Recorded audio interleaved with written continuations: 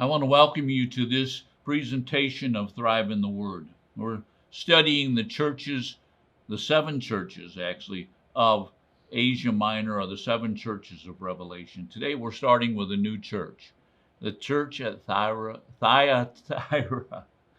Now, I'm not very good at phonics and pronunciation. When I was a child, I didn't do very well when we were studying phonics. I think it was second grade or something like that. And so if I mispronounce something, you know what, just forgive me and read your Bible and go on. Will you do that for me? The church at Thyatira. What's going on in the church? Well, first let's take a look at the city. There couldn't be a greater contrast of cities than the church or the city of Pergam, which we just studied, and the city of Thyatira.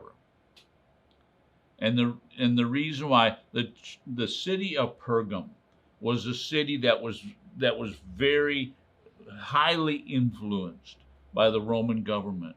It was their vacation spot. It was where people came to relax. It was a very, very wealthy city, just like the city of Ephesus and the city of Smyrna. That was very wealthy, and they had a whole lot of influences from other parts of the world.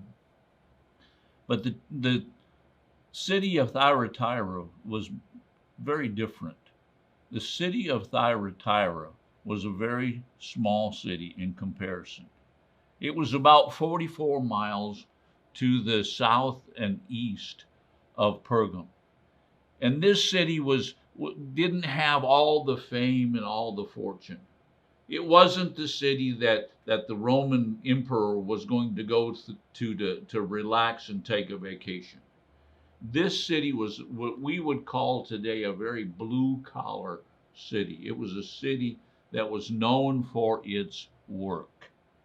It was a city that specialized in coppersmiths and in tanners and people who were dyeing fabric and leather workers and workers of wool. And those were the types of trades that were so needed in that time period. It was also a city that was filled with unions. There were all types of unions.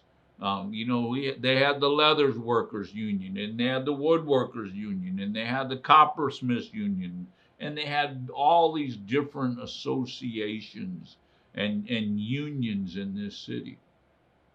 It was also a city that if you wanted to learn a trade, you would come to the city of Thyatira.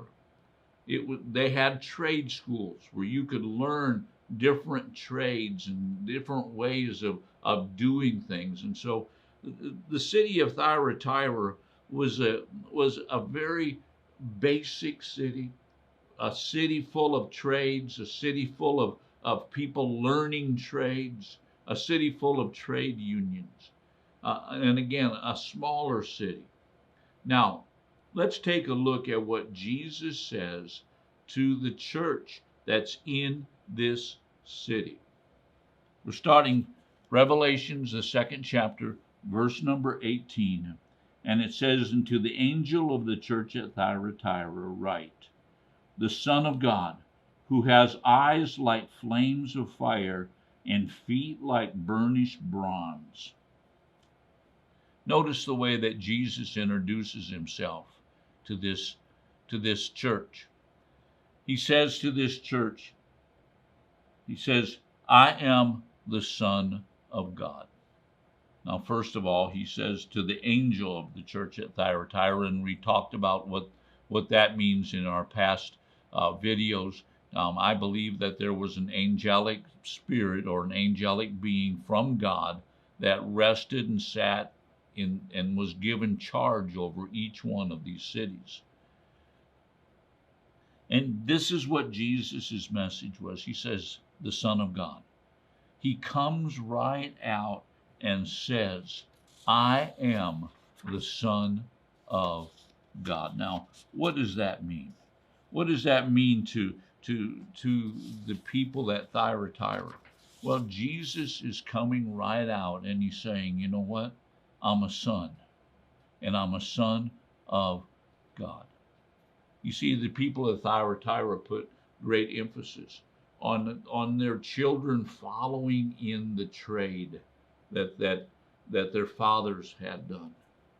And when Jesus comes and he says, I am the Son of God, you know what? Jesus is really relating to this church. He's saying this, I am God's son. I am a representative of him. I'm doing what the Father does. You know, Jesus himself said, you know what? I don't just do whatever I want. I do what the Father shows me to do. I do what the Father does. And he said in another place, he says, I don't speak what I want to speak. I speak what the Father speaks. And so the people at Thyatira, when they read this letter, all of a sudden they're relating to Jesus. And they're relating to Jesus as the Son of God. But he didn't end there, did he? He said, whose eyes are like a flame of fire. What was Jesus doing? How many of you realize that these people knew what fire was all about? They knew that fire had a purpose. Fire to them was not just something nice to look at, but this fire had a purpose to it. It had a reason.